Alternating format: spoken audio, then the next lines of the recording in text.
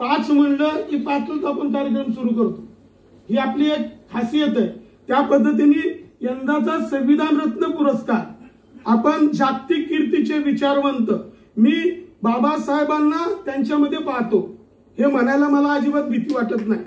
कारण बाबासाहेब आंबेडकर मांडणं याच्यासाठी नैतिकता लागते. बाबासाहेब आंबेडकर मांडणं याच्यासाठी धैर्य लागतं आणि ते धैर्य हे सबनीस सरांमध्ये आहे. म्हणून यंदाचा संविधान रत्न पुरस्कार आपण आदरणीय सबनीस सरांना देतोय. त्याच्या जोडीला स्त्री आणि पुरुष या समतेचं प्रतीक म्हणजे भारतीय संविधान. नाही तर नुसतं पुरुषाला द्यायचं स्त्रियाला नाही द्यायचं किंवा स्त्रीला द्यायचं पुरुषाला द्यायचं नाही असं न होता स्त्री पुरुष समानतेचं प्रतीक म्हणजे भारतीय संविधान. म्हणून ज्यांचं कुटुंबच संविधानाचं काम करतं, लोकशाहीचं काम करतं, त्या आदरणीय ऍडव्होकेट शैलजाताई मोळक यांना आणि सरांना आपण, ज्यांचं नावच मधुकरी, म्हणजे इकडं प्रमोद आहे, इकडं मधुकर आहे, इकडं सचिन, मी आदरणीय भावे सरांना विनंती करतो यंदाचा संविधान रत्न पुरस्कार आपण डॉक्टर श्रीपाद सबनीस सर आणि मोळकताईंना द्यावा अशी मी विनंती करतो.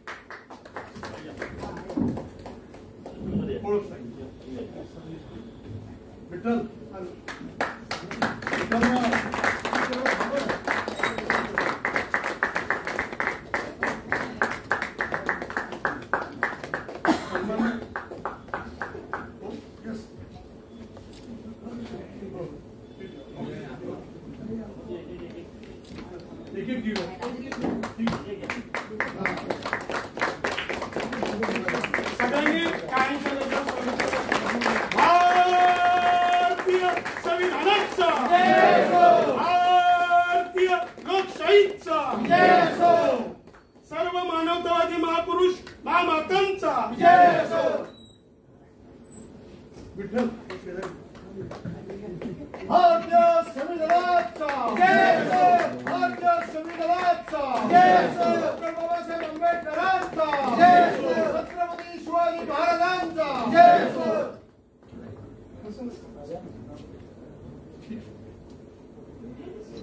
यानंतर मी आडकर सरांना विनंती करतो या ठिकाणी प्रास्ताविकपर स्वागतपर मनोगत आपण व्यक्त करायचंय. सगळ्यांनी टाळ्यांच्या गजरात त्यांचं स्वागत करायचं. विचारपीठावरील सर्व मान्यवर आणि उपस्थित बंधू भगिनींनो, नमो बुद्धाय, जय भीम. आज अतिशय महत्वाचा कार्यक्रम आहे की जो विठ्ठल आणि मी गेली अनेक वर्ष आम्ही आयोजित करत आहोत. जसं रमाई महोत्सव हा सुरुवातीपासून विठ्ठल गायकवाड आयोजित करतात त्यांच्याबरोबर मी आहे, त्याप्रमाणे त्यांच्या सर्व महत्वाच्या उपक्रमांमध्ये मी त्यांच्याबरोबर असतो. मी जास्त काही बोलणार नाही, सगळ्यांचं स्वागत करणार आहे. कारण आज अनेक वक्ते आहेत.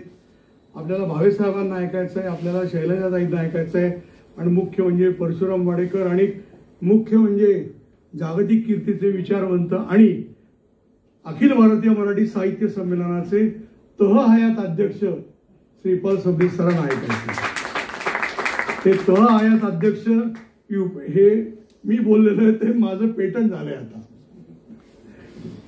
आज अतिशय महत्वाचा क्षण आहे आणि आज आपण ज्यांचा सन्मान करतोय अत्यंत महत्वाची 2 व्यक्तिमत्व.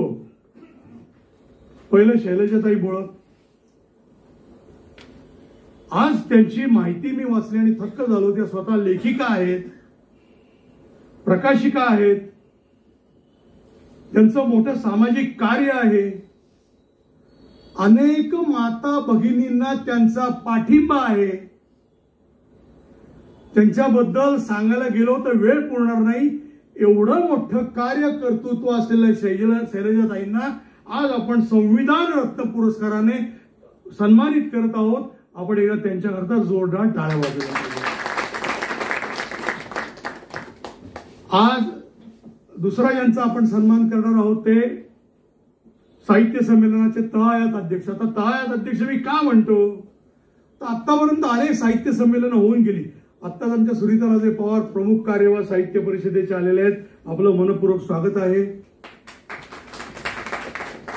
महामंडळ आज हे साहित्य संमेलन भरवतो, अनेक हे सगळे साहित्य संमेलनाध्यक्ष, पण त्याच्यामध्ये आतापर्यंत कुठल्याही साहित्य संमेलनाध्यक्षांचं आज जो विक्रम सरांनी केलेला आहे तो कोणी मोडू शकेल असं माझं तरी मत नाही. त्यामुळे ते तळ आहेत अध्यक्ष. आणि आज सरांना ऐकत राहावं असं त्यांचं वक्तृत्व, कुठल्याही बाबींचा अभ्यास, सखोल अभ्यास असणारे श्रीपाल सबनीस सर यांना आपण ताईंबरोबर पुरस्कृत करणार आहोत. याचा अतिशय मी आनंद व्यक्त करतो. आज विचारपीठावर सोनग्रा सर, आमचे सन्मित्र परशुराम वाडेकरजी, आणि मुख्य म्हणजे या कार्यक्रमाला बाबा येणार होते पण ते निकाल आता होणार आहे आणि इलेक्शन संपले, थोडे तब्येत थोडीशी ठीक नसते आणि मीटिंग असतात त्यामुळे ते येऊ शकले नाहीत. पण आज आमच्या खरोखरी सचिन निटकरांच्या एका फोनला आज ती विनंती मान्य करून आज ज्येष्ठ पत्रकार भावे सर इथपर्यंत आले, तर मी आपलं मनपूर्वक स्वागत करतो आणि आपल्या कायम आम्ही ऋणात राहू. आज करोडोंची लेख आज इथं लताताई राजगुरू आहेत. आज आईंचा पुतळा वाडिया कॉलेज समोर जो उभा आहे, जगातला एकमेव रमाई महोत्सव, आज त्या आयोजनामध्ये अतिशय महत्वपूर्ण वाटा, तो पुतळा उभा करण्यामध्ये वाटा असणाऱ्या ताई आज आवर्जून व्यासपीठावर आहेत.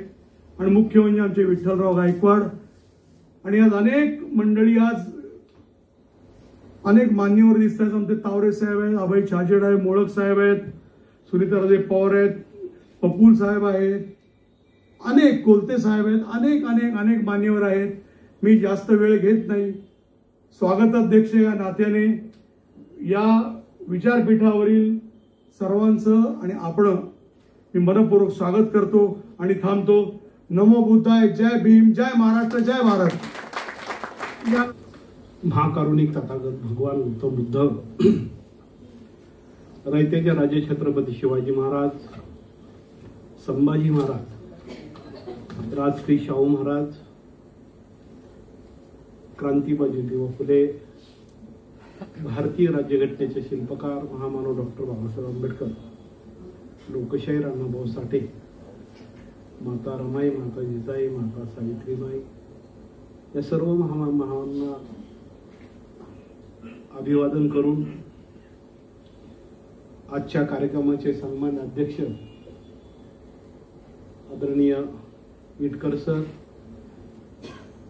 ज्यांचा सन्मान या ठिकाणी अमृत महोत्सवी वर्षानिमित्ताने, संविधानाच्या अमृत महोत्सवी वर्षाने ज्यांचं अमृत महोत्सवी वर्ष या ठिकाणी साजरं होत आहे, ते आमचे गुरुवर्य मराठी साहित्य संमेलनाचे माजी अध्यक्ष श्रीपालजी सबनीस सर, तसेच या पुण्यामध्ये परिवर्तनमध्ये, चळवळीमध्ये एक मोठं काम करणारं कुटुंब, ज्यांचं नाव या ठिकाणी येणाऱ्या इतिहासामध्ये महिला कार्यकर्त्या म्हणून अत्यंत आदरपूर्वक घेतलं जाईल, त्या आदरणीय ॲडव्होकेट शैलजाताई मोडक यांना देखील या वर्षीचा संविधानाचा अमृत महोत्सवी पुरस्कार देण्यात येत आहे. या ठिकाणी आदरणीय रतनदारजी सोनाग्रा, आदरणीय प्रमोद आडकर, पप्पूल सर, माजी नगरसेविका आदरणीय राजगुरुताई, या कार्यक्रमाचे मुख्य आयोजक आदरणीय माझे मित्र विठ्ठल गायकवाड, आदरणीय अभयजी मोळक सर, तसेच बनबरे सर, पपूल, सर्वच चळवळीतील कार्यकर्ते, बंधू आणि भगिनी. खरं म्हणजे मी भाषण करणार नाही. या ठिकाणी सरांचा अमृत महोत्सवी वर्ष आहे आणि ज्या पुण्यामध्ये मी राहतो, कधी कधी दिल्लीला गेलो तर एकदा मला लालू प्रसाद यादवांच्या ऑफिसला जाण्याची संधी मिळाली आणि मी आठवले साहेबाबरोबर लालू प्रसाद यादवांच्या बरोबर कडे गेलो आणि त्यांना निमंत्रण द्यायचं होतं. ते आठवले साहेबांशी बोलत होते. आठवले साहेब म्हणजे हे परशुराम वाडेकर, त्यांचं माझ्याकडे लक्षच लागणार नाही का. ओके असं ठीक है ठीक है. तर मग मी म्हणालो साहेब मैं जहाँ पर महात्मा फुले उनका कार्य शुरू हो गया है उनके त्यांच्या दरवाजाच्या बाहेर मी राहतो. तो टनकन उठले, क्या बोल रहे? मैं बोला जिधर फुले रहते उधर मैं रहता हूँ. अरे ये बहुत बड़ा आदमी आहे इधर. मला लशी बिशी मागली आणि लगेच मला VIP ट्रीटमेंट मिळाली. ही कोणामुळे मिळाली? फुलेंचं नाव घेतल्या घेतल्या मिळाली. आणि म्हणून मला अभिमान वाटतो की मी ज्या शहरात राहतो त्या शहरात फुले राहतात, त्यांच्या सावलीशी आम्ही राहतो. आणि कधी कधी कुणी विचारलं कुठं राहतो तर मी म्हणतो मराठी साहित्य संमेलनाचे अध्यक्ष जिथं राहतात तिथं मी राहतो, ज्यांचं नाव श्रीपाल सबनीस. आता ओळख आपली लवकर होत नाही ना, जरा श्रीपाल सबनीसचं नाव घेतलं तिथं राहतो म्हणल्यावर ते पटकन हे देतात, अरे हा कोणतरी माणूस आहे त्यांच्याजवळ राहतो. म्हणून या शहरातल्या आपल्या आजूबाजूला खूप मोठी माणसं राहतात आणि ज्यांच्यामुळे आपल्याला किंमत प्राप्त होते. न कळत नाही तर तो खूप मोठा स्ट्रोक असतो, तुम्ही बघा वापरू करते. म्हणून अशा मोठ्या माणसाच्या शहरामध्ये आम्ही राहतो. त्यामध्ये श्रीपालजी, मोडकताई सगळे राहतात. पुण्याच्या लौकिकामध्ये या लोकांचं खूप मोठं काम आहे. अनेक महापुरुषांनी, अनेक क्रांतिकारांनी, अनेक साहित्यिकांनी, अनेक विद्वानांनी या महाराष्ट्रात काम केलं, या पुण्यात काम केलं. त्यापैकी आदरणीय सबनीस सर आहेत, मोडकताई आहेत. त्यांना खूप खूप शुभेच्छा. मी आंबेडकरी चळवळीतला एक छोटा कार्यकर्ता म्हणून त्यांना देतो. त्यांचं काम खूप मोठं आहे. आणि म्हणून या ठिकाणी संविधान संवर्धन समितीच्या वतीने विठ्ठल म्हणलं की हे कार्यक्रम आहे. मी म्हणालो दरवर्षी आमचा 26 नोव्हेंबरचा कार्यक्रम मोठा करत असतो. अनेक वर्ष मी संविधानाचे टिमकं वाजवत असतो, कधी हे छाप कधी ते छाप. आता तर जगाच्या एकही गाव नाही, एकही जिथं घर नाही, एकही वाडी वस्ती नाही की जिथं संविधानाची चर्चा नाही. संविधानावरच निवडणूक, लोकसभेची निवडणूक संविधानावर झाली, विधानसभेची निवडणूक संविधानावर झाली. अरे मी बघतो नाही का, पूर्वी आम्ही म्हणायचो कलेक्टरला जरा संविधानाचं काहीतरी करा बाबा, महापालिका आयुक्त मोडक साहेब बसले ते म्हणे हा ठीक आहे नाही. पण आता संविधानावर ह्या निवडणुका होताना दिसतात रोज टीव्हीला, बाबासाहेबांचं नाव रोज रोज. आणि हे ऐकून मला खूप बरं वाटतं की अरे ही चर्चा होते, सुरू झालेली आहे. परंतु 26 नोव्हेंबरला या देशाला 75 वर्ष बाबासाहेबांनी संविधान देऊन पूर्ण होतात. तो दिवस 3 दिवसावर आला, पण एकही राजकीय पक्षाचा कार्यक्रम संविधान दिनाचा जाहीर झाला नाहीये. हे बरोबर नाहीये. परत 75 वर्ष येणार नाही, तो दिवस येणार नाही. त्या दिवसाचं औचित्य साधून प्रत्येक राजकीय पक्षाने संविधान दिनाचा कार्यक्रम केला पाहिजे अशी मला अत्यंत सर्व पक्षांना विनंती करावीशी वाटते. फक्त आता सगळे निकालामध्ये लागलेत, सगळे ह्याच्यात लागले पाहिजे. पण ज्या संविधानाची चर्चा सभांमधून होते त्या संविधानाचा गौरव असेल, त्या संविधानाच्या 75 वर्षाचा अमृत महोत्सवाचा कार्यक्रम सर्व पक्षाने, सर्व पुणेकरांनी, सर्व जाती धर्मांनी, सर्व समाजाने स्वतःहून केला पाहिजे. या ठिकाणी आम्ही सांगितलं म्हणून करू नये. तुम्हाला वाटलं तर करावा, नाही तर करू नये. आता आम्ही करावा, अरे या समाजाने करावा, आम्हाला काय पडलंय, तुम्ही करा ना बाबा. या संविधानाचे मूलभूत अर्थ सगळे तुम्हाला मिळाले. जगतोय संविधानामुळं, खातोय संविधानामुळं, सन्मानी संविधानामुळं, बोलतोय संविधानामुळं, लढतोय संविधानामुळं. मोदी पंतप्रधान झाले ते बी संविधानामुळे. नाही तर ओबीसी समाजाचा, तेली समाजाचा एक माणूस पंतप्रधान कसा होऊ शकतो? शक्य तरी आहे का? शक्य आहे का? अरे संविधान नसतं तर कुठं पंतप्रधान तुम्ही झाला असता? संविधान नसते तर ह्या मुख्य पदावर ओबीसी गरीब माणसं कसे गेले असते? ही सगळी बाबासाहेबांची किमया आहे. एवढा मोठा जादूगार होऊन गेला की रस्त्यावरचा माणूस देखील पंतप्रधान करून होऊ शकतो, राष्ट्रपती होऊ शकतो. काय त्या महामानवाला बोलावं नाही का? आणि आज 75 वर्ष या संविधानाला दिले. या 75 वर्षामध्ये या देशामध्ये संविधानाने किती फायदे केले, किती तोटे केले याची चर्चा आम्ही डॉक्टर आंबेडकर महोत्सव समितीच्या वतीने 26 नोव्हेंबर या दिवशी बालगंधर्व रंगमंदिर येथे सकाळी 10 वाजता सुरू करणार आहे. सकाळी 10 वाजता संविधानाचा जलसा होणार आहे. विजय कावडे या ठिकाणी त्यांचे गीत सादर करणार आहे. पहिला परिसंवाद होणार आहे. त्याचे अध्यक्ष न्यायमूर्ती अभय टिपसे असणार आहे. तसेच त्या पहिल्या संविधानाचे अध्यक्ष सुधाकर सुराडकर असणार आहे. त्यामध्ये वक्ते सुरेंद्र जोंधळे, इरफान इंजिनियर, निशा शिवूरकर, अबप श्याम सुंदर महाराज हे पहिल्या परिसंवादामध्ये असणार आहे. दुपारचं जेवण असणार आहे. सकाळचा नाश्ता असणार आहे. चहा असणार आहे 10 वाजता. दुसऱ्या सत्रामध्ये कवी संमेलन आहे 2:30 ते 3:30. त्यामध्ये अंजली कुलकर्णी, विरा राठोड, देवा जिंजाळ, स्वप्नील चौधरी, सागर काकडे आणि जित्या जाली यांचा सहभाग असणार आहे. दुसरा परिसंवाद आहे.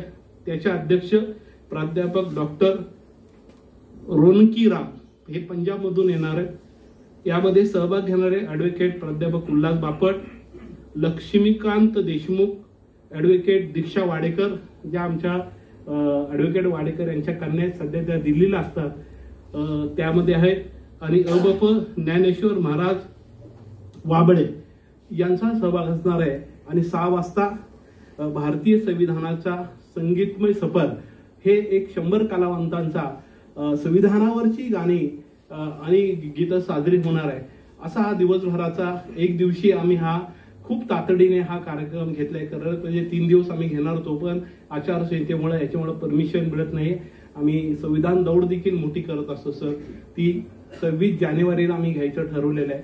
आणि संविधानावरचं साहित्य संमेलन हे 26 जानेवारीमध्ये आम्ही सम्यकच्या मार्फत घेणार आहोत. म्हणून या 26 तारखेच्या कार्यक्रमाला आपण सर्वांनी आवर्जून उपस्थित राहावं ही अत्यंत नम्रतेची विनंती या ठिकाणी करतो. आणि पुन्हा एकदा आदरणीय श्रीपादजी सबनीस सर, आदरणीय मोडक सर, आदरणीय भावे सर या ठिकाणी बऱ्याच दिवसांनी मी त्यांना बघितलं, भेटले, त्याबद्दल त्यांना देखील उदंड आयुष्याच्या शुभेच्छा देतो. दोघांना दीर्घायुष्य लागो, खूप खूप काम करा. पुणे शहर महाराष्ट्राचं नाव, पुरोगामी महाराष्ट्राचं नाव या देशामध्ये उंच करा, एवढीच अपेक्षा बाळगतो. थांबतो. नमो बुद्धाय. जय भीम, जय भारत. कधीकधी भावे सरांना चिपळूण एका कार्यक्रमाला जायचं असल्यामुळं मी आदरणीय भावे सरांना विनंती करतो, आपण आपलं मनोगत व्यक्त करायचंय. सगळ्यांनी टाळ्यांच्या गजरात त्यांचं स्वागत.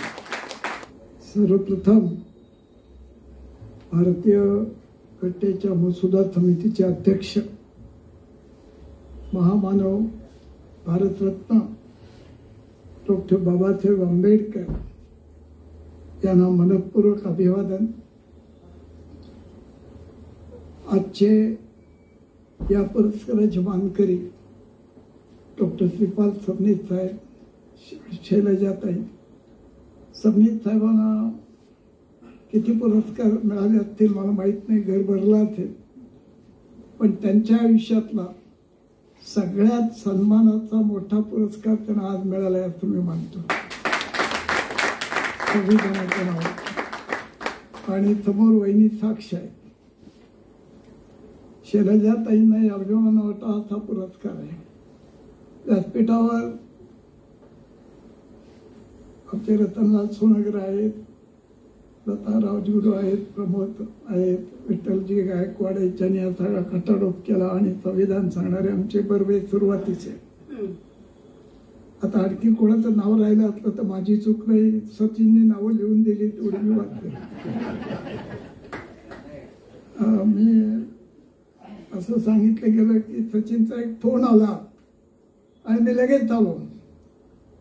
संविधान दिनाच्या कार्यक्रमाला येत नाही आता एवढा म्हणण्या एवढा मी नादान नाही आहे तुम्हाला. कुठे असलो तरी मी आलो. तुम्ही रात्री चिपळूण आलो. आपण जी शपथ घेतली मगाशी, समता, स्वातंत्र्य, सर्वधर्म समभाव, हे सगळे शब्द हे गेल्या 65 वर्षाच्या पत्रकारितेमध्ये माझ्या लेखणीतून सातत्याने मांडणारे मी एक छोटा पत्रकार आहे. आणि गेल्या महिनाभर मी वयाच्या 86 वर्षी या संविधानाच्या रक्षणासाठी, स्वातंत्र्य, समता, बंधुता यासाठी महाराष्ट्रभर फिरतोय. उद्या सकाळी पुन्हा मी चिपळूणला चाललोय. महाराष्ट्रात 16 ठिकाणी माझ्या सभा झाल्या आणि हाच विचार मी मांडतोय. का मांडतोय? राजकारण तुम्ही सोडून द्या. कोणताही पक्ष सत्तेवर आला तरी बाबासाहेबांच्या संविधानाशिवाय त्याला आदेश चालवता येणार नाही. सर्व जाती धर्मांना बरोबर घेऊनच हा देश चालवावा लागेल. हे संविधानाचं मुख्य सूत्र आहे, लक्षात ठेवा. पहिली निवडणूक झाली 52 साली, तेव्हा मी 12 वर्षाचा होतो. आमच्या जिल्ह्यात सी.डी. देशमुख उभे होते. पुढे देशाचे ते अर्थमंत्री झाले, आधी होते तेव्हा ते राज्यसभेत होते. त्यावेळी या महाराष्ट्राची लोकसंख्या 3 कोटी होती. आज 12 कोटी 86 लाख आहे. 17 जिल्ह्यात कॉलेज नव्हती. रायगडमध्ये कॉलेज, कुलाबा जिल्ह्यात कॉलेज नव्हतं. रत्नागिरी जिल्ह्यात एकच कॉलेज होतं. देशामध्ये 26 राज्यांमध्ये फार थोडी राज्य होती की प्रत्येक जिल्ह्यात कॉलेज आहे.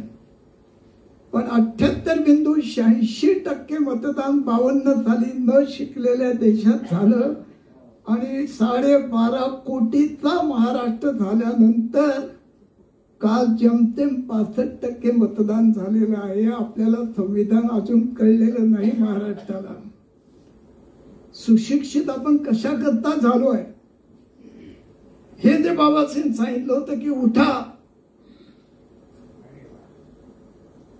ते उठणं आपल्याला अजून जमलेलं नाहीये. संविधान म्हणजे नेमकं काय? देशाचं सगळं सार, सगळं सूत्र हे संविधानात आहे. आणि म्हणून तुम्ही एवढा खटाटोप करून आज 75 वर्ष जेव्हा पूर्ण होतात 26 नोव्हेंबरला, मला असं वाटतं सचिन की महाराष्ट्रातच नव्हे देशातला संविधान अमृत महोत्सवाचा गौरवाचा हा पहिला कार्यक्रम असेल. देशात सुद्धा संविधानाचा कार्यक्रम कुठे होत असेल असं मला वाटत नाही. असेल तर आपण त्याची माहिती काढू. नेमकं काय संविधान म्हणजे? बाबासाहेबांनी संविधान सभेसमोर शेवटचं भाषण केलं. ते कधी केलं? ती तारीख होती, मी कधी पुस्तक आणत नाही भाषणात, पण मी आज बाबासाहेबांचं ते पुस्तक मुद्दाम घेऊन आलो. 25 नोव्हेंबर 1949ला शेवटचं भाषण त्यांनी संविधान सभेसमोर केलं आणि 11.5 महिने अविरत कष्ट करून त्यांनी हे संविधान तयार केलं. 7156 उपसूचना आल्या. त्या सगळ्या वाचून त्यातल्या 2026 त्यांनी स्वीकारल्या, त्याचा समावेश केला आणि एक संविधान आपल्या हातात दिलं. काय संविधान आहे? सर्व जाती धर्मांना समान न्याय, हे संविधानाचं मुख्य तत्व आहे.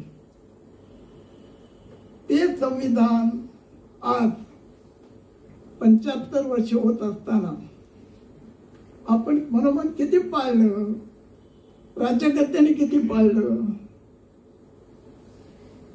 आम्ही जातीचे धर्माचे विषय किती राजकारणात आणले.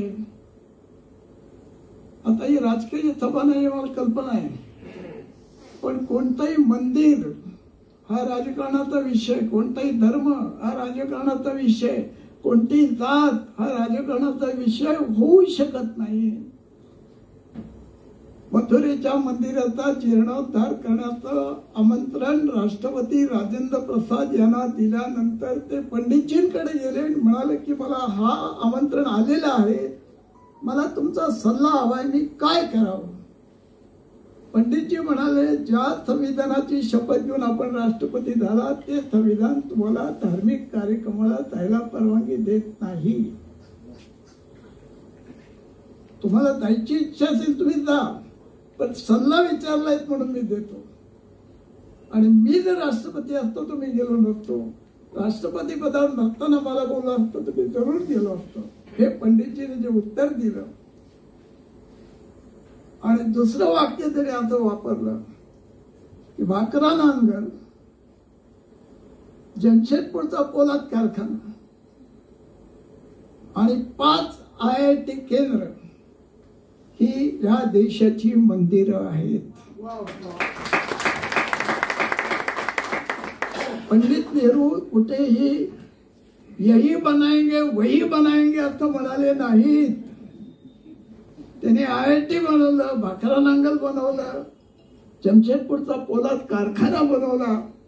त्यांना संविधान समजलेलं होतं आणि म्हणून या देशामध्ये संविधानाचा अनादर करण्याची प्रवृत्ती एकीकडे वाढीत लागलेली आहे. महात्मा गांधी, पंडित नेहरू यांना छोटं करण्याची एक भूमिका, मानसिकता तयार झालेली आहे. बाबासाहेबांच्या संविधानापुढे नाईलाज म्हणून डोकी टेकवणारी माणसं या देशात आता राज्यकर्ते बसलेले आहेत. त्यांचा नाईलाज आहे. पण गांधी नेहरूचा विचार, बाबासाहेबांचा विचार बाजूला टाकून हा देश जगू शकणार नाही. गांधी एका जिल्ह्यात नाही, एका राज्यात नाही, एका देशात नाही, जगातल्या 600 विद्यापीठात गांधी शिकवला जातो. आणि म्हणून संविधान म्हणजे नेमकं काय? या देशाचा नागरिक म्हणून मी सर्व जाती धर्मांना समान मानून सगळ्यांना सारखी वागणूक मिळेल.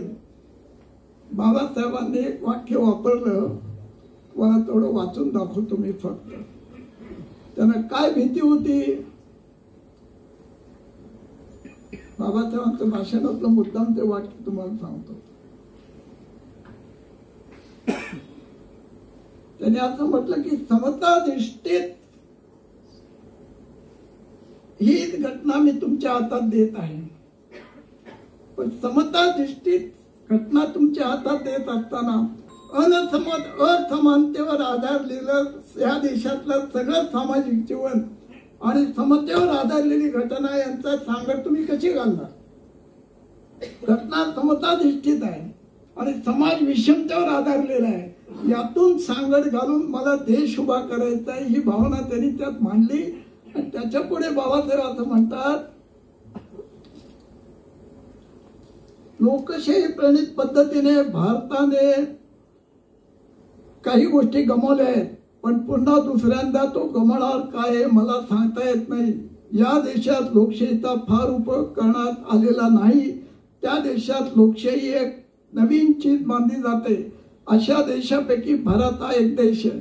अशा प्रकारच्या देशातील लोकशाही आपला कारभार चालवित असताना आपल्या जागेवर अधिष्ठित होण्यास हुकुमशहाला आमंत्रण देण्याची शक्यता आहे. भारतात नवोदित झालेली लोकशाही आपले बाह्यांग व्यवस्थितपणे शाबूत ठेवू शकेल, आपले बाह्यांग व्यवस्थितपणे शाबूत ठेवू शकेल, परंतु तो व्यवहारात हुकुमशाही आणण्याचा प्रयत्न केला जाईल असा प्रकार घडून येणे या देशात सर्वथैव शक्य आहे. जर अशी निसटतेपणाची भावना असेल तर ती धोक्याची घंटा मी आजच वाजवून ठेवत आहे. त्यावरून घसरत जाऊन खोल दरीत पडण्याची मला या देशाची भीती वाटते आहे. बाबासाहेबांनी 1949च्या भाषणात सांगितलं आहे. आणि त्याच्यावर पुढे ते असे म्हणाले की स्वातंत्र्याच्या जोडीला समता नसेल, स्वातंत्र्याच्या जोडीला समता नसेल तर नुसते स्वातंत्र्य मुठभर लोकांची सत्ता प्रस्थापित करू शकेल. मुठभर लोकांची सत्ता हे स्वातंत्र्य प्रस्थापित करू शकेल. समतेच्या जोडीला स्वातंत्र्य आणि समता या दोन्ही सामाजिक व्यवहाराला गती देऊ शकणार नाहीत. त्या यंत्राला गती देणारा दुसरा कोणीतरी पुढे आला पाहिजे. आणि त्याच्या पुढे त्यांनी वाक्य वापरलं की सगळ्या भाकऱ्या एका धुरडीत वाढू नका. सगळ्या भाकऱ्या एका दुरडीत वाढू नका. समानतेची व्याख्या म्हणजे एक माणूस देशामधला श्रीमंत होतोय, 10 माणसं श्रीमंत होत आहेत आणि हजारो माणसं वर्षाला गरिबीच्या रेषेखाली जात आहेत. ही भारतीय घटनेची संकल्पना नाही. समानतेची संकल्पनेमध्ये सगळ्यांना एकाच वेळी वर घेण्याचा जो प्रयत्न व्हायला पाहिजे तो वर्षानुवर्षे या देशात होऊ शकलेला नाही.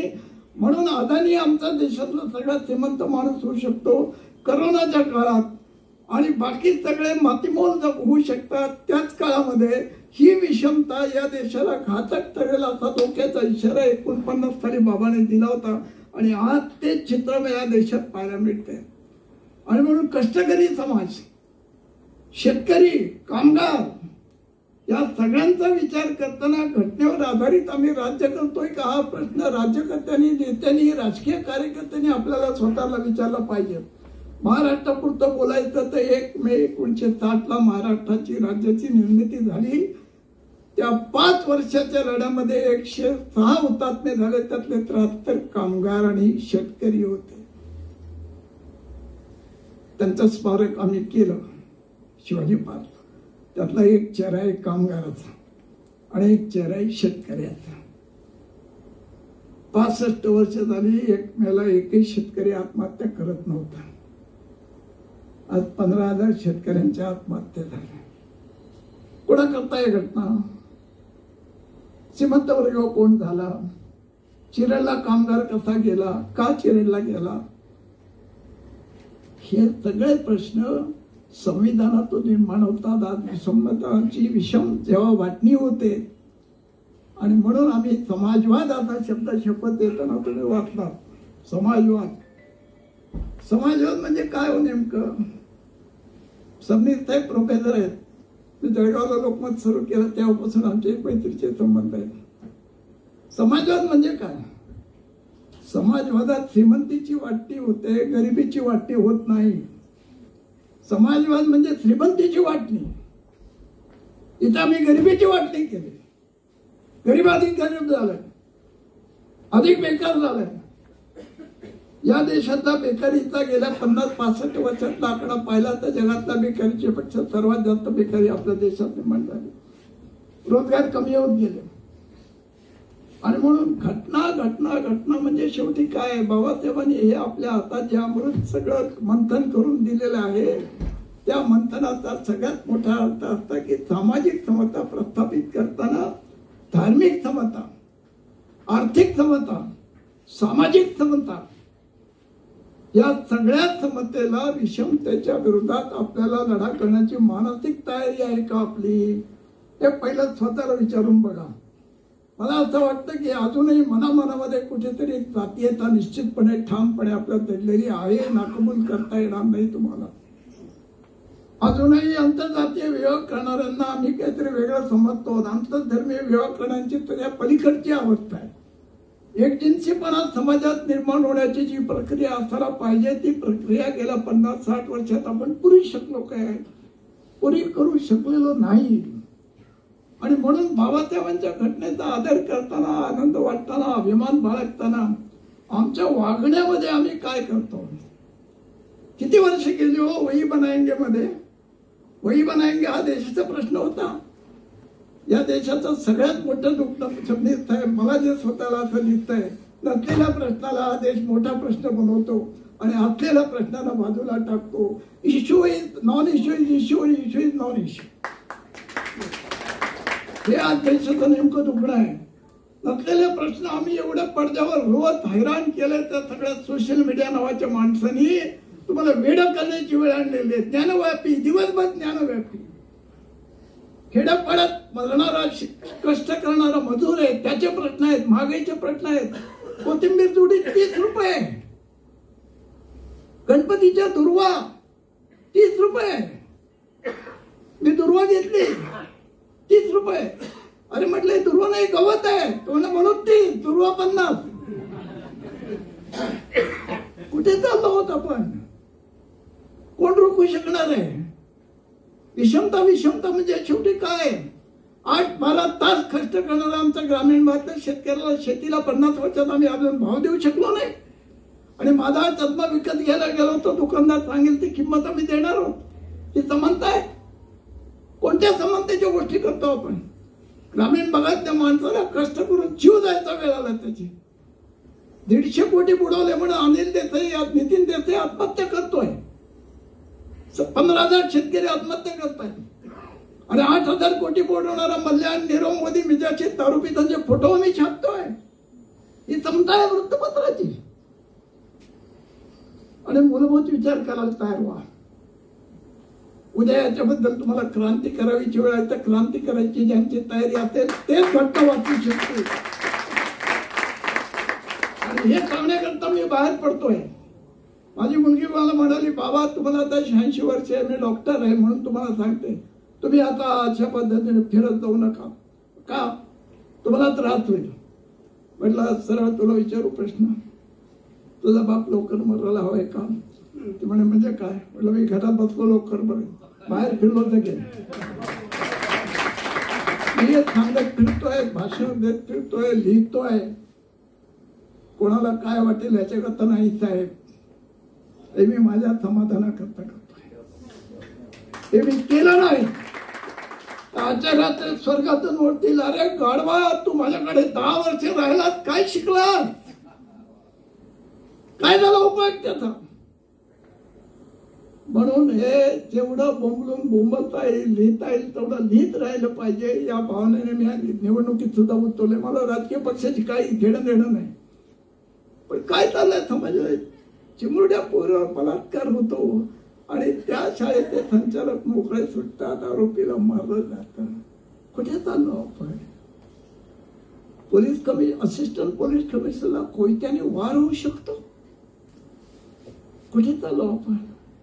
छत्रपती शिवाजी महाराजांचा पुतळा पडतो, त्याला 24 कोटीचं बिल दिलं जातं आणि 24 लाख रुपये पुतळा करणार दिला. छत्रपती शिवाजी महाराजांच्या पुतळ्यात पैसे खातात. अरे कशाची तरी शरम ठेवा. हे सगळं आपण जर सहन करणार असू ना गायकवाड साहेब, तर तुमचं हे सगळं जे काही कष्ट आहेत ना, ही तुमची सगळी विचारधारा आज समाजाला काही पडलेलं नाही. तुम्हाला सांगतो, अशा स्थितीत आपण पोहोचत आलेल्याची खंत वाटते, शरम वाटते.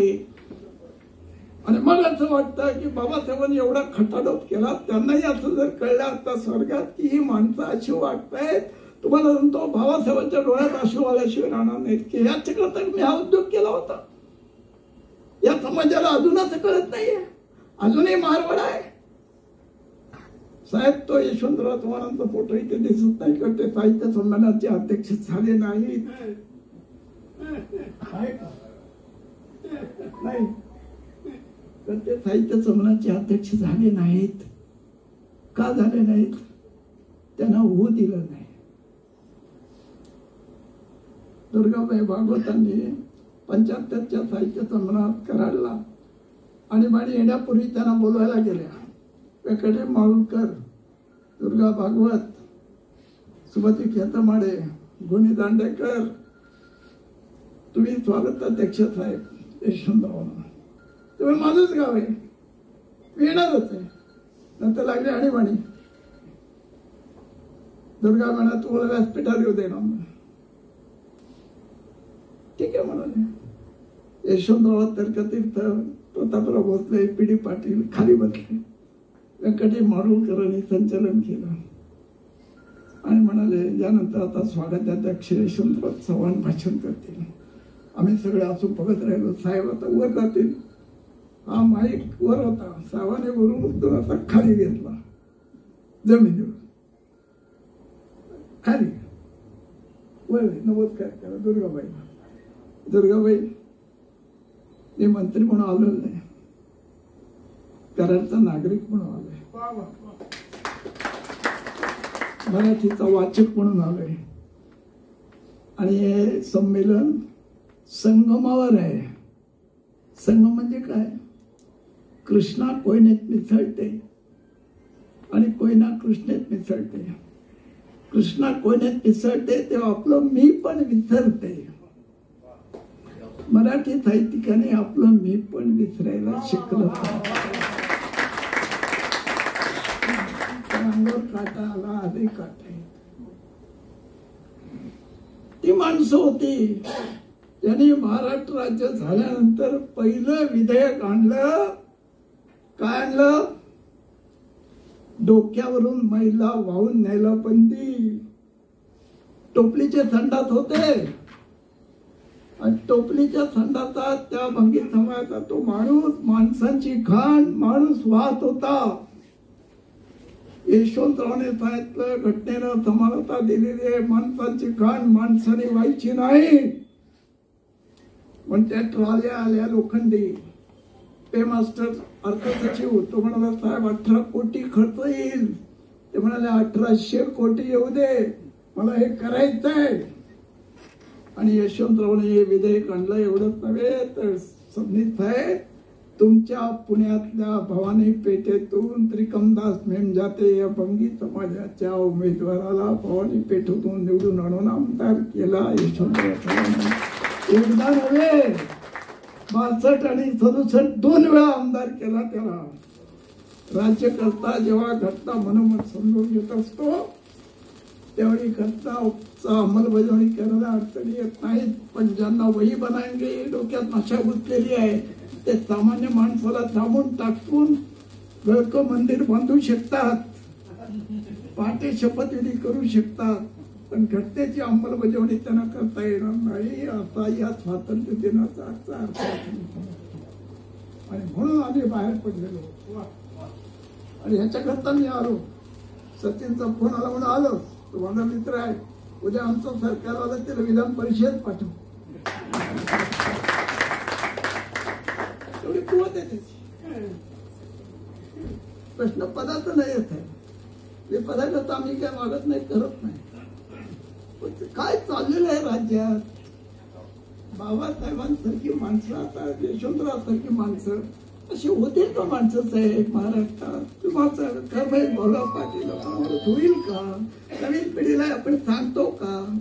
26 नोव्हेंबर घटना दिन आहे. त्या दिवशी घटना देशाला समर्पित झाली. किती शाळेच्या शिक्षकांना हेडमास्टरला माहिती आहे. विचारा तुम्ही साहेब, पालकाला घरात विचारा, आई वडिलांना विचारा घटना दिन कधी आहे, घटना समर्पित कधी झाली. 99% आई बापाला सांगताच येणार नाही. ही अशी अवस्था आहे. 15 ऑगस्ट, 26 जानेवारी, 9 ऑगस्ट आम्ही नाही घरी सांगत, मुलांना नाही सांगत, नाही शिकवत. कोण अरोडा पली, कोण तो खान बादशाह गफार खान, कोण सरोजिनी नायडू, कोण मौलाना अबुल कलाम आझाद सांगतो आपण घरी मुलांना. वाचतो आपण. मुलगा काय वाचतो बघतो नाही आपण बघत. एका खोलीत दुसऱ्या खोलीत मेसेजवर चाललेत घर. बाबा अरे रेडी फॉर अ डिनर. हा मुलगी मेसेज देते. आणि आम्ही जेवायला बसलो. मी बघितलं तिच्याकडे. तुला काय बघता? मला मेसेज दे ना, मला स्टार्ट. या खोलीत मेसेज. कुठे चाललो आपण? 15 ऑगस्टला गर्दी नाही, 9 ऑगस्टला गर्दी नाही. ते सगळं आमचं जिथं 42 आंदोलन झालं गावाला हेटा 50 माणसं येत नाही. लोकमान्य जयंतीला पुतळ्याजवळ 50 माणसं येते. आचार्य त्यांच्या 13 जूनच्या जयंतीला पुतळ्याजवळ आम्हाला 10 माणसं जमवताना मुश्किल होत जातं. आणि म्हणून आम्ही भरत्या वाटेला निघालो. चुकीच्या रस्त्याने आपण चाललेलो आहोत. आम्हाला मार्ग सापडणार नाही. म्हणून अशावेळी गायकवाड अशा काही माणसाला शोधून काढलाय. श्रीपाल सरणे जनावे जळगावपासून तुम्ही आहेत अध्यक्ष म्हणालात ना, आहेत नाही त्यांच्यानंतरही तेच अध्यक्ष आहेत. इथं वहिनी बसले. त्यांच्यावर हल्ला होणार होता. पोलीस संरक्षण दिलं गेलं. ते माऊली रडायला लागली. तुला काय झालं वहिनी? तर मला यांची भीती वाटते. मला बिल पिऊ नका, घेतलं आम्ही जेवण काय खातात. तिने पत्राने साहित्य संमेलन केलं साहेब. तुम्ही श्रीपाल तुम्ही हा श्रीपाल वेगळा आहे. हा साहित्यिक श्रीपाल नाही, हा सामाजिक श्रीपाल आहे. तुम्ही अचूक निवडलात त्याला. ताई तुमची निवड. त्या कार्यक्रमाला सचिनने एक फोन केला. तुमचा निरोप आला असताना ते रात्री 2 वाजता चिपळून आलोय आणि उद्या 6 वाजता निघाणार फोन. त्यामुळे तब्येत उत्तम राहते. हे औषध आहे, लक्षात ठेवा. आणि हे औषध बाबासाहेबांनी दिलेली गोळी आहे. मी काल वाचलं, पुस्तक वाचलं. माझ्याकडे फार पुस्तकं नाही आहेत. साहित्य कथा कादंबऱ्या मी ठेवलेलं नाही. ते आमचं गोदामृत. अशा कार्यक्रमाला सचिन तुला फोन आला नसता तर कदाचित मला एक माहीत पडलं नसतं. पण तुला एक घालू का शाळा फक्त मला जायचं आहे उद्या पुन्हा लवकर.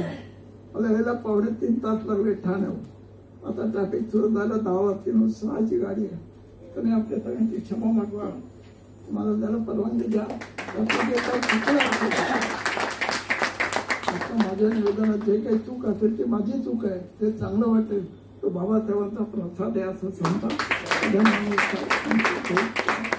गौतम बुद्ध हे तुकोबा परंपरेतील सर्व संत, राष्ट्रमाता जिजाऊ, छत्रपती शिवाजी महाराज, शिवपुत्र छत्रपती संभाजी महाराज, क्रांतीसूर्य महात्मा फुले, राजर्षी शाहू महाराज ज्यांनी आपल्याला संविधान दिले ते भारतरत्न डॉक्टर बाबासाहेब आंबेडकर, तुमची आमची सर्वांची आई क्रांतीज्योती सावित्रीबाई फुले, अहिल्याबाई होळकर, फातिमा बी, आमचा धर्म कोणता हा प्रश्न विचारणारी मुक्ता साळवे, अशा सर्व महामानवांना सर्वप्रथम मी वंदन करते.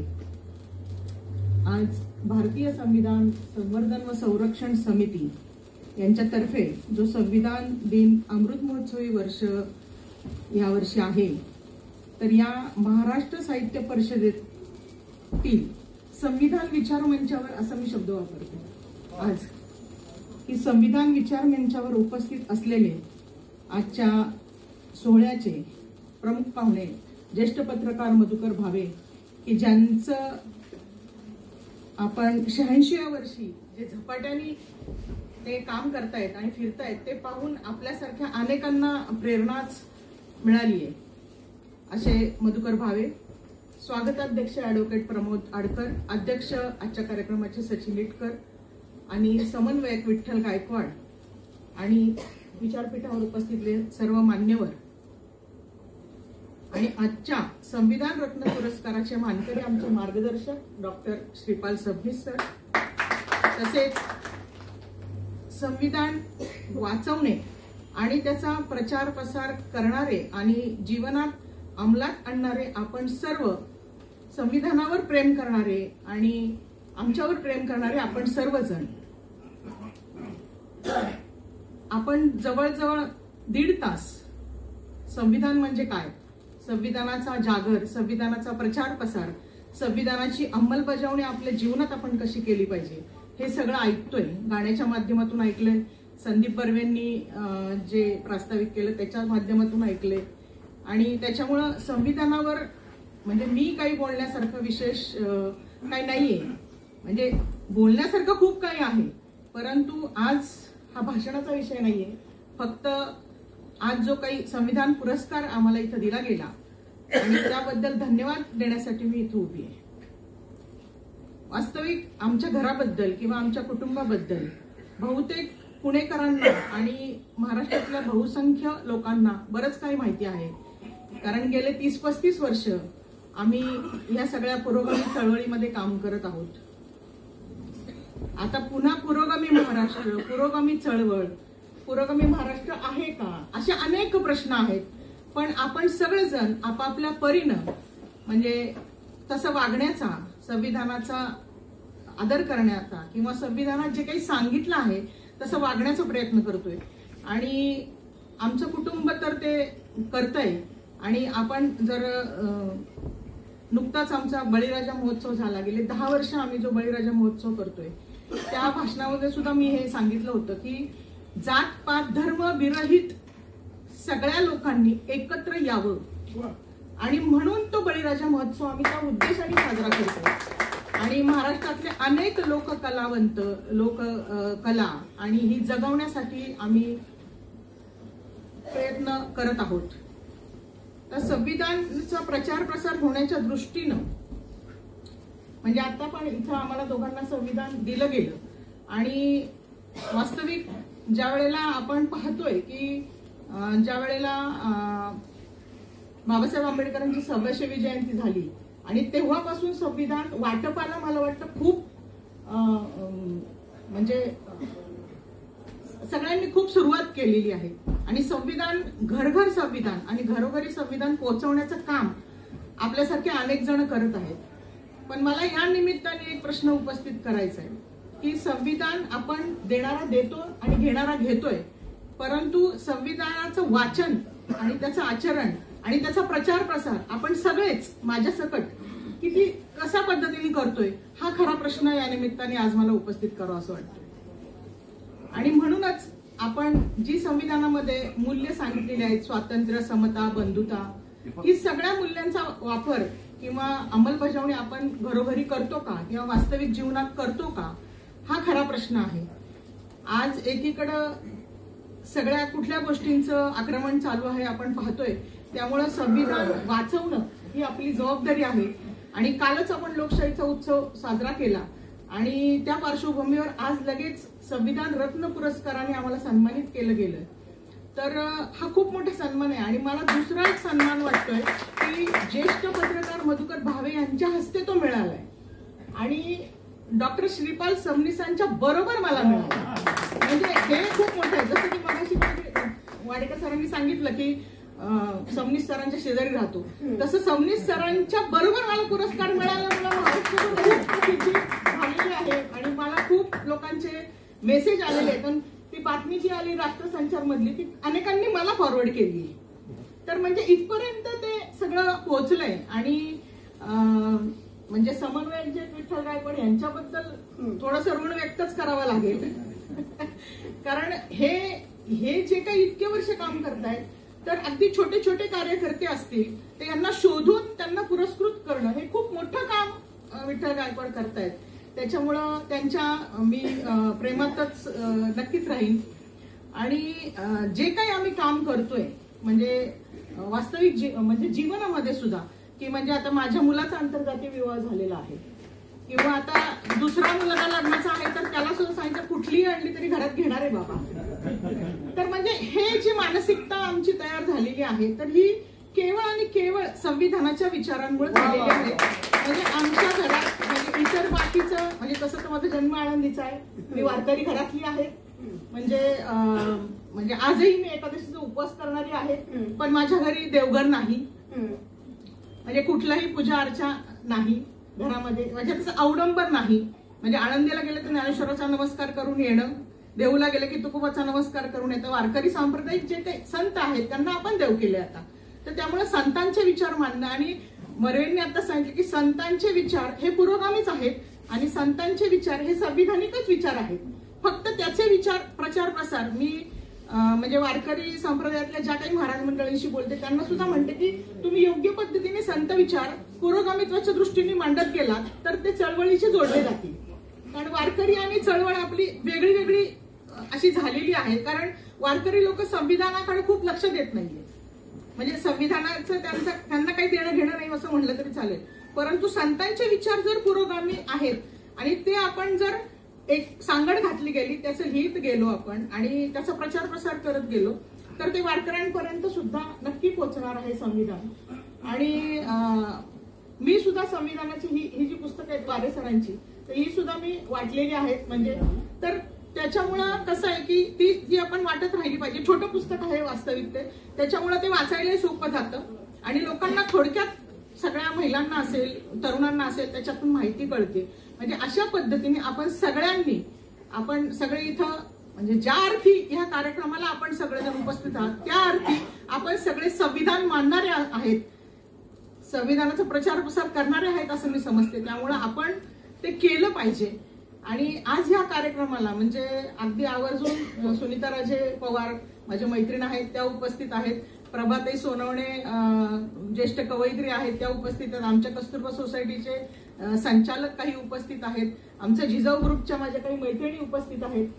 म्हणजे बरेच जण आलेले आहेत आणि म्हणजे हजारो लोकांचे मेसेज आलेले आहेत अभिनंदनाचे.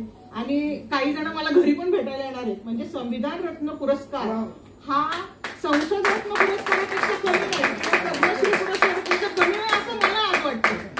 कारण खूप पुरस्कार मिळालेत आतापर्यंत, परंतु हा पुरस्कार म्हणजे ह्या नावाने पुरस्कार मिळणं हे खूप मोठं भाग्य आहे असं मी समजते.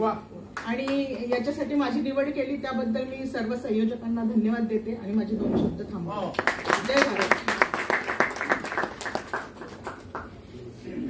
या ठिकाणी वेळेचं भान ठेवून आपण डायरेक्ट सबनीस सरांचं मार्गदर्शन नव्हे तर अमृत महोत्सवी वर्षामध्ये संविधानाच्या अमृत महोत्सवी वर्षामध्ये आजही सबनीस सर कुठल्या पद्धतीने बोलतात खरं पाहिलं तर ते ऐकायचंच आहे. संविधान रत्न पुरस्कार समारंभाच्या या पवित्र दिना, संविधान रत्न पुरस्काराच्या या पवित्र दिना सर करीतो इथे मी शुभकामना, माझेही आयुष्य लाभो तुम्हाला, करतो रमाई चरणी प्रार्थना, करतो रमाई चरणी प्रार्थना. आदरणीय सबनीस सर. मित्र हो,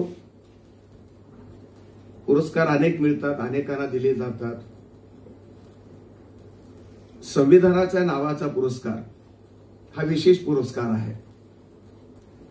बाबासाहेब आंबेडकरांची PhD मी करू शकलो त्यांच्या विषयावरती, आणि एकूण आंबेडकरी चळवळीत निश्चेने मी वावरलो, सहभाग दिला.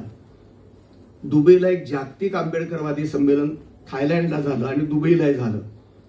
थायलंडच्या संमेलनाचा मी अध्यक्ष होतो याच वर्षी 8 महिन्यापूर्वी फेब्रुवारीमध्ये, आणि आता नोव्हेंबरमध्ये याच महिन्यामध्ये दुबईला उद्घाटक होतो. 3रं साहित्य संमेलन आणि 4थं आंबेडकरवादी साहित्य संमेलन.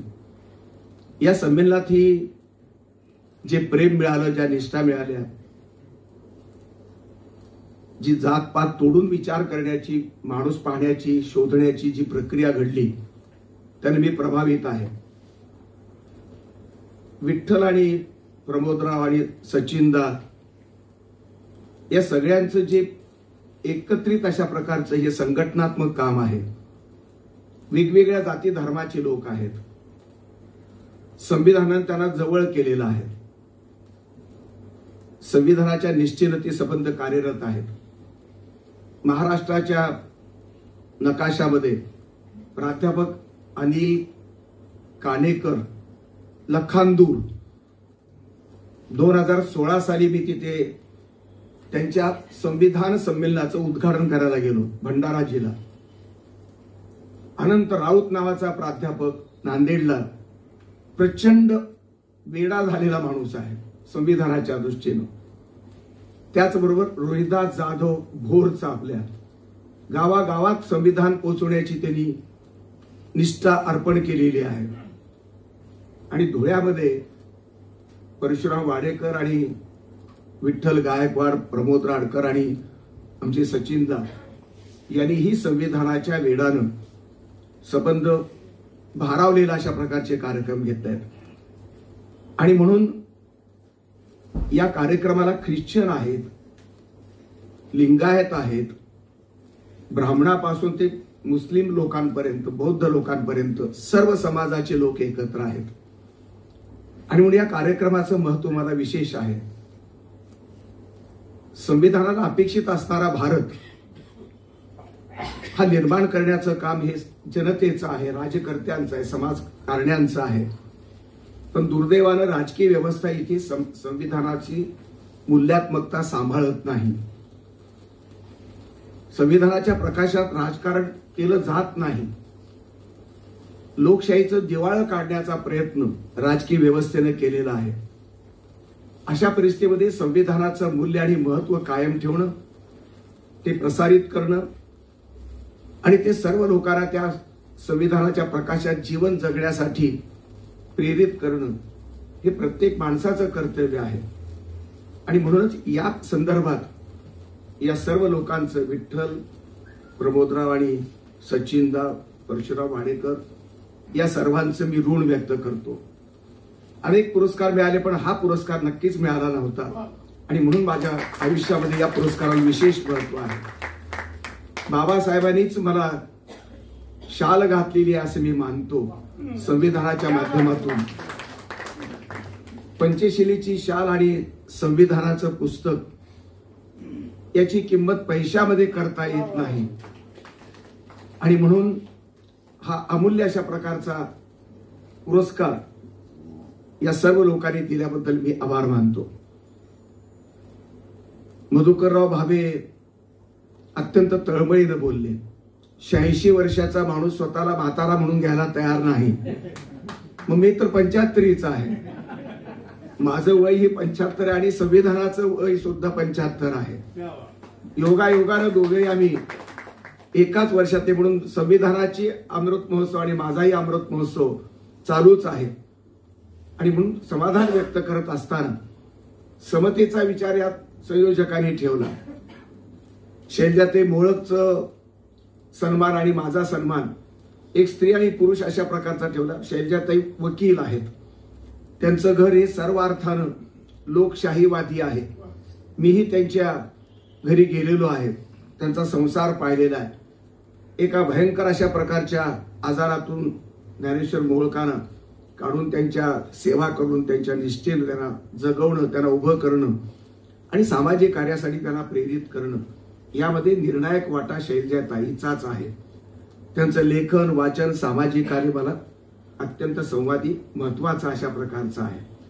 आणि म्हणून हा अत्यंत औचित्यपूर्ण अशा प्रकारचा सत्कार आणि सन्मान आपण केलेला आहे. मित्र हो, संविधान संस्कृती निर्माण करण्याचं आव्हान आपल्या सगळ्यांसमोर आहे.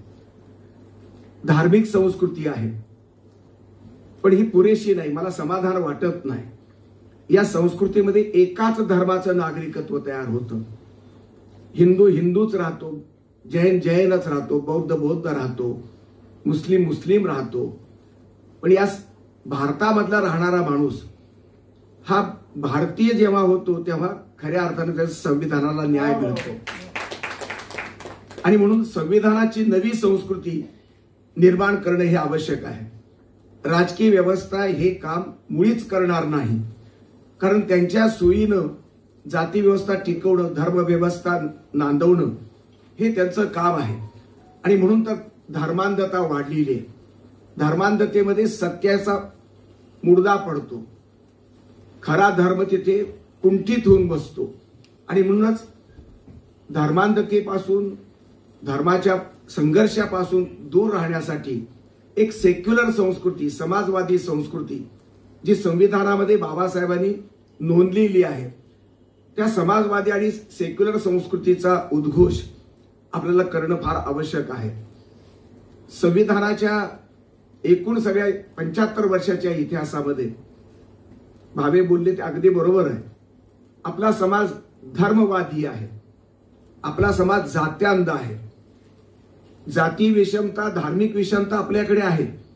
आणि संविधाना मात्र समतावादाचा उद्घोष केलेला आहे. संविधान समतावादी आणि समाज विषमतावादी अशा या कोंडीमध्ये संबंध हा समाज आपला सापडलेला आहे. आणि संविधानाच्या माध्यमातूनच आपण विश्वशांती, विश्व कल्याण करू शकतो. आणि म्हणून संविधानामध्ये सर्व संतांचं संतत्व आहे. संविधान म्हणजे नेमकं काय, तर सर्व संतांच्या संतत्वाची बेरीज म्हणजे संविधान. सर्व महापुरुषाच्या सामर्थ्याची बेरीज म्हणजे संविधान. सर्व देशातल्या चांगुलपणाची बेरीज म्हणजे संविधान. अशा प्रकारची सत्याची बेरीज, शहाणपणाची बेरीज, विवेकाची बेरीज आणि सर्व धर्मनिरपेक्ष मूल्यांची बेरीज ही संविधानामध्ये समाविष्ट झालेली आहे. असा संविधानाचा निर्माता एकच असला तरी त्याची एक दृष्टी फार मोठी होती, व्यापक होती. दुःख आणि अन्याय भोगलेल्या बाबासाहेबांनी कधीही संविधान निर्माण करताना सुडाची बदल्याची भावना मनात ठेवलेली नाही, कारण त्याच्यावरती बुद्धाचा प्रभाव होता. आणि म्हणूनच ही भूमिका सर्व धर्मातलं चांगुलपण त्यांनी घेतलं आणि सर्व धर्माच्या लोकांना श्रद्धेचं स्वातंत्र्य दिलं. स्वातंत्र्य आणि समताच्या बरोबरच बंधुतेचाही विचार मांडला, सामाजिक न्यायाचा विचार मांडला. आणि ही मूल्य व्यवस्था घेऊनच आपण जगातल्या मानवतेकडे पाहतो आहोत. विश्व संबंध एकत्र येण्यासाठी, विश्वाची एकात्मता नांदण्यासाठी, विश्वात्मक दुःखमुक्ती निर्माण करण्यासाठी, दुःखमुक्त मानवता हा कलावंताचा ध्येय आहे, लेखकाचा ध्येय आहे, राजकर्त्यांचा ध्येयवाद असला पाहिजे, नीती तत्वज्ञाचा ध्येय असला पाहिजे. सर्व जगातल्या खऱ्या शुद्ध धार्मिकांचा सुद्धा ध्येयवाद हाच आहे. धर्म कशासाठी? माणसाला माणूस बनवण्यासाठी आहे. आणि म्हणून माणसाला माणूस बनवण्याच्या प्रक्रियेमध्ये सर्व प्रवाहातली, सर्व दार्शनिक वर्तुळातली नीतीची, चांगुलपणाची बेरीज आपल्याला करणं आवश्यक आहे. जी बेरीज संविधानामध्ये आपल्याकडे बाबासाहेबांनी करून ठेवलेली आहे, ही बेरीज घेऊन आपण विश्वाकडे जायला पाहिजे. विश्वामध्ये अशांती आहे, विश्वामध्ये उपासमार आहे, विश्वामध्ये शोषण आहे, विश्वामध्ये अन्याय आहे, मोठी राष्ट्र छोटी राष्ट्र आहेत.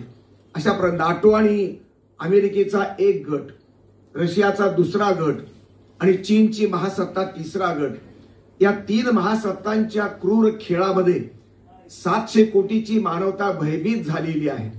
अशा परिस्थितीमध्ये सर्व माणसांना गोंजारणं, त्याला उभं करणं, त्याला आत्मविश्वास देणं, त्याला शांततेचा आणि आनंदाचा अनुभव देणं आणि त्याला जोडून घेणं, प्रत्येक माणसाला जोडून घेणं.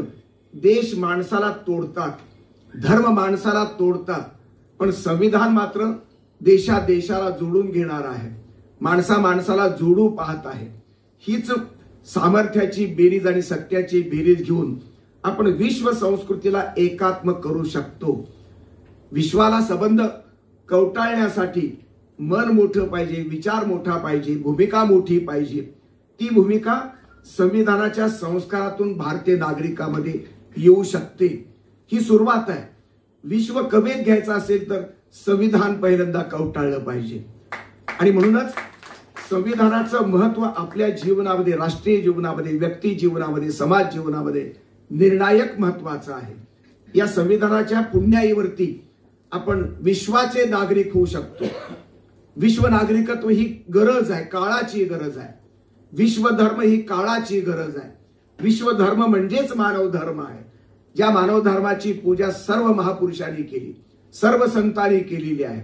आणि म्हणून जगातला संबंध शांतता नांदण्याच्या दृष्टीनं, आणि शांततेशिवाय विकास शक्य नाही. भारतात काय, जगात काय, देशाचे नकाशे फाडून फेकून दिले पाहिजेत. देश महत्वाचा नाही, माणूस महत्वाचा. देशाचे नकाशे बाजूला फेकून माणसाला जोडण्याचा प्रयत्न करणारं तत्वज्ञान आपल्याकडे ज्ञानेश्वरांनी मांडलं. आपल्याकडे तत्वज्ञान, हिंदू तत्वज्ञान उपनिषदामध्ये आहे, इस्लाममध्ये सुद्धा आहे. संबंध मानवतेचा विचार इस्लाममध्ये मांडलेला आहे. बुद्धाचा विचार, निरीश्वरवादी बुद्ध सुद्धा मानवतेचा विचार मांडतो. आणि मग सर्व धर्माच्या चांगुलपणाच्या बेरजेवर आपलं नवीन तत्वज्ञान आणि नवीन देशाची, नवीन विश्वाची रचना केली पाहिजे. विश्व नागरिकत्व, विश्व संस्कृती, विश्व साहित्य आणि विश्व नागरिकत्वाच्या माध्यमातून विश्वाचं कल्याण, अशा प्रकारचा ध्येयवाद जपण्यासाठी संविधान हे पहिली पायरी आहे. आणि त्यातूनच आपल्याला विश्वात्मकता साध्य होऊ शकेल. ही अशा प्रकारची भूमिका मांडण्याची संधी मला विठ्ठल गायकवाड, सचिनदा, परशुराम आणि आपले प्रमोदराव या सर्वांनी दिली. आणि आपण शांतपणे माझं भूमिका ऐकून घेतली, माझ्या सत्काराला आपण सामील झालात, याबद्दल मी आपले आभार करतो. आपल्यापैकी प्रत्येकाचा ऋणी आहे. अशाच प्रकारचं आशीर्वाद आपण दिलात तर 100 वर्ष जगलो तरी मधुकर भावेप्रमाणेच मलाही घरी बसून जमणार नाही. मी मरून जाईल, त्यापेक्षा मी बाहेरचं हे औषध जे आपल्या प्रेमाने मला जगवलं. सर्व जातीच्या लोकांनी प्रेम केलं. परवा ख्रिश्चन धर्माच्या लोकांनी सत्कार केला. आज सकाळ मोठी बातमी दिली त्यांनी. येशू ख्रिस्ताचं प्रेम त्यांच्या संघटनेच्या प्रेमातून मला लक्षात आलं. मुस्लिमांचं प्रेम, बौद्धांचं प्रेम हे मला अत्यंत माझं दुर्मिळ वाटतं. या अर्थाने मी सर्वात समाधानी आहे, सर्वात समृद्ध आहे आणि हीच माझी श्रीमंती आहे, हेच माझा जीवनाचा अर्थ आहे. एवढं बोलून मी माझं भाषण संपवतो. कार्यक्रमाचे अध्यक्ष आदरणीय सचिनदा हे आपलं मनोगत देतो. खरं तर सबनीस सर बोलल्यानंतर आणि मधुकर भावे सरांनी ज्या प्रकारे या ठिकाणी आपले विचार मांडले, मी बोलणं खरं तर उचित नाही, परंतु सभेचा एक संकेत म्हणून या ठिकाणी 2-3 मिनिटांमध्ये माझे विचार आपल्या समोर मांडतो. गेली 10 वर्ष मी आता विठ्ठल गायकवाड, प्रमोदजी आडकर यांच्याशी जोडलं गेलेलो आहे आणि जवळपास 10 वर्ष हे पुरस्कार खूप चांगल्या लोकांना दिले गेलेत. आज सबनीस सरांचा संविधान रत्न पुरस्कार देऊन जो सन्मान झाला आणि शैलजाताईंचा जो सन्मान झाला, मला वाटतं की खरं तर हे 2 व्यक्तिमत्व अशी आहेत की बऱ्याचदा अनेक लोकांना पुरस्कार मिळाल्यामुळे त्यांची उंची वाढते. काही वेळा चांगल्या लोकांना पुरस्कार दिल्यामुळे पुरस्काराची उंची वाढते. आजचा खरं तर असा योग आहे की या पुरस्काराचं महत्व, आणि कारण हा संविधान रत्न पुरस्कार हा अतिशय पवित्र असा पुरस्कार आहे, पण योग्य व्यक्तीला तो पुरस्कार दिला गेल्यामुळं पुरस्काराचं सुद्धा महत्व या ठिकाणी मला वाटतं की खूप वाढलेलं आहे. आणि खरं तर संविधानाविषयीच असा आहे एक दिल्लीमध्ये घडलेला जो खरा किस्सा आहे, तुम्ही जो दिल्लीच्या पॉलिटिकल वर्तुळामध्ये कायम चर्चेला जातो, आपल्याशी या ठिकाणी मला आनंद होतो तो सांगताना. ओबामा ज्यावेळेस भारत भेटीवर आले होते राष्ट्राध्यक्ष म्हणून, त्यावेळेस मनमोहन सिंगजी देशाचे पंतप्रधान होते. आणि जनरली दोन राष्ट्रप्रमुख ज्यावेळेस भेटतात त्यावेळेस त्यांच्यामध्ये काही गोष्टींचं आदान प्रदान होत असतं. आणि त्यावेळेस ओबामाने ज्यावेळेस दिल्लीमध्ये मनमोहन सिंगांना ते भेटले तर त्यावेळेस एक पुस्तक त्यांना भेट दिलं आणि ते होतं अमेरिकन डेमोक्रेसीचं. आणि त्याच्यावर स्वतः ओबामाने हाताने एक संदेश लिहिला, डिअर मनमोहन सिंग, आणि त्याच्या खाली लिहिलं, from the oldest democracy to the largest democracy. एवढं लिहून त्यांनी स्वतःची सही केली आणि ते पुस्तक हे मनमोहन सिंगांना भेट दिलं. त्या ठिकाणी अनेक राजकीय नेते उपस्थित होते. त्याच्यामध्ये अतिशय विद्वान असे सीताराम येचुरी, ते आज आपल्यामध्ये नाही आहेत, काही महिन्यापूर्वी त्यांचं निधन झालं, पण अतिशय हुशार माणूस आणि कॉन्स्टिट्यूशनचा खरा ज्यांनी अतिशय गाढा अभ्यास केला होता, असे सीताराम येचुरी तसे कम्युनिस्ट विचारसरणीचे. पण तो कम्युनिस्ट लोकांचं एक फार सगळ्यात महत्वाचं जर कॅरेक्टरिस्टिक काय तुम्ही आपण पाहिलं ना, तर ते खूप चांगले ऑब्झर्वर असतात. म्हणजे कर्तृत्वाने कदाचित थोडे कमी असतील, मुवमेंटला काही थोडेसे कमी असतील, परंतु त्यांचं लक्ष, बारीक लक्ष आणि ऑब्झर्वेशन फार चांगलं असतं. तर तरी ते हळू डोकावून पाहिलं काय लिहिलंय ते, आणि त्यावेळेस त्यांना कळलं की हे लिहिलंय from oldest democracy to largest democracy. तर त्यावेळेस त्यांनी ओबामांचा हात पकडला, येचुरीने त्यांना सांगितलं की हे चुकीचं आहे. तर एकदम सगळे अवाक झाले. तर त्यावेळेस त्यांनी सांगितलं, तर ओबामाने त्यांच्यावर असं बघितलं, तर त्याने can you please explain me this. त्यांनी सांगितलं की तुमची जरी डेमोक्रेसी ही 1788 साली इस्टॅब्लिश झाली असली तरी तुमच्या देशाने महिलांना मतदानाचा अधिकार, सगळ्या महिलांना, हा 1965 साली दिला. जरी तुम्ही 1788 साली तुम्ही डेमोक्रेसी स्वीकारली असली तरी महिलांना मतदानाचा अधिकार हा 1965 ला दिला. कारण त्यांच्यामध्ये कृष्णवर्णीय महिलांना मतदानाचा अधिकार नव्हता. अनेक वेळा फक्त त्याच विद्यापीठामध्ये ग्रॅज्युएट झालेल्या महिलांना मतदानाचा अधिकार होता. खूप त्याच्यामध्ये बरेच चेंजेस होत गेले, पण संपूर्णपणे पुरुष आणि महिलांना मतदानाचा अधिकार 1965 साली मिळाला. आणि मग येचुरींनी सांगितलं की दिस इज इंडियन कॉन्स्टिट्यूशन, की आमच्या बाबासाहेब आंबेडकरांनी ज्यावेळेस हे कॉन्स्टिट्यूशन राष्ट्राला समर्पित केलं त्याच्यामध्ये पहिल्याच ह्याच्यामध्ये त्यांनी पुरुष आणि महिलांना 1950 सालीच तो मतदानाचा समान अधिकार दिला.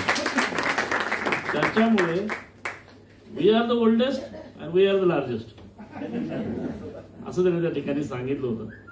तर हे असं ग्रेट कॉन्स्टिट्यूशन आहे आणि प्रत्येक भारतीयाला याचा अभिमान वाटला पाहिजे. अशा प्रकारचं कॉन्स्टिट्यूशन तुम्ही जर त्याचे प्रियम्बल वाचले किंवा त्याचा थोडासा विस्ताराने जाऊन जर त्याचे सगळे तुम्ही जर त्याच्या प्रोव्हिजन जर वाचल्या, तुमच्या लक्षात येईल की किती बारीक विचार केलेला आहे. कारण हा देश एवढ्या जाती धर्मामध्ये, पंथामध्ये, एवढ्या भाषांमध्ये, एवढ्या संस्कृतीमध्ये विभागलेला देश होता. एवढा मोठा देश, त्याला एका सूत्रात बांधणं हे अतिशय अवघड काम हे बाबासाहेब आंबेडकरांच्या मसुदा समितीने आणि त्यांचे जे काही सहकारी ह्याच्यामध्ये होते, सगळेच विद्वान लोक होते आणि बाबासाहेबांचं नेतृत्व तिथं लाभलं आणि त्यातून जगाला हेवा वाटावी अशी एक घटना ही त्यातून निर्माण झाली. त्या संविधानाचा अमृत महोत्सव हे वर्ष आहे. आता परशुरामजींनी चांगलं सांगितलं की राजकीय पक्षांना सगळ्यांना विसर पडला ह्याचा, परंतु इलेक्शन झाल्यावर घेतील सगळेच कार्यक्रम, त्यामुळे काळजी नसावी. कारण काय राजकीय पक्षांची प्रायोरिटी असते, त्याच्यामध्ये संविधान ही प्रायोरिटी कदाचित इलेक्शन नंतर असेल. पण निश्चित हे वर्ष देशासाठी अतिशय महत्वाचं आहे. खरं तर ह्याचे प्रचंड मोठे कार्यक्रम झाले पाहिजेत आणि पार्लमेंटमध्ये 26 नोव्हेंबरला याचं एक सेपरेट सेशन हा गव्हर्नमेंट ऑफ इंडियाने त्या ठिकाणी ऑर्गनाईज केलेला आहे. पण निश्चित पुढच्या वर्षभरामध्ये खूप चांगले कार्यक्रम हे संविधानाच्या निमित्ताने झाले पाहिजेत, सामाजिक संघटनांनी घेतले पाहिजेत. आणि खरं तर बाबासाहेबांची विजन, तर आपण खरं सगळ्यांनी त्या विचाराला आपण सलाम केला पाहिजे की ते जे पुरुष आणि महिला समानता ही त्यांनी 1950 सालीच त्याच्यामध्ये इन्क्लूड केली. त्यामुळं आज अमेरिका एवढं प्रगत राष्ट्र आहे, आज एवढी ओल्डेस्ट डेमोक्रेसी आहे, पण एकही महिला आतापर्यंत तिथं राष्ट्राध्यक्ष होऊ शकलेली नाही. दुर्दैव आहे त्यांच्या देशातून. एकही महिला लढल्या, तिघी चौघीजणी लढल्या, पण एकही यशस्वी होऊ शकली नाही. परंतु या देशामध्ये 1965 साली इंदिरा गांधी त्या पंतप्रधान झाल्या. लोकसभेची सभापती मीरा कुमारीच्या रूपाने पहिली महिला मिळाली. विरोधी पक्षनेत्या सुषमा स्वराज झाल्या आणि राष्ट्रपती प्रतिभाताई आणि द्रौपदी मुर्मू. तुम्ही बघा म्हणजे काय सौंदर्य आहे आपल्या त्या कॉन्स्टिट्यूशनचं. म्हणजे बाबासाहेब आंबेडकरांचं या देशावर खरंच अनंत उपकार आहेत. बाबासाहेबांबद्दल जितकं बोलू तेवढं कमी आहे.